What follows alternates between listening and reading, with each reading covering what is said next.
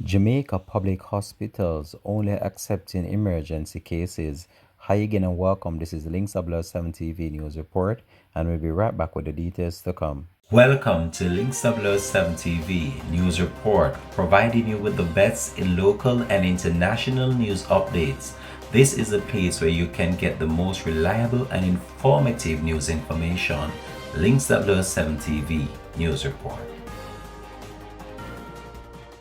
Welcome back and thanks for joining us. This is Link 7 TV News Report. The Health Ministry has declared that effective immediately, public hospitals will only be conducting emergency care services. This comes amid a rapid increase in COVID-19 infections that require hospitalization.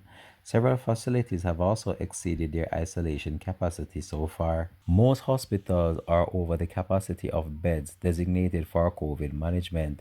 As such, general hospital beds are being used for COVID care patients.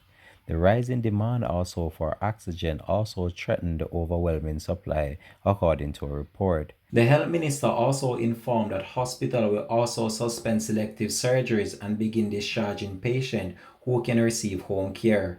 The ministry urged members of the public to refrain from visiting emergency department except in case of serious medical urgency. Up to Thursday, August 26, a record number of 739 positive COVID patients were in hospitals island-wide, of which 189 were moderately ill, 92 severely ill, and 61 critically ill. There were another 320 patients suspected to have COVID-19 on the hospital clear.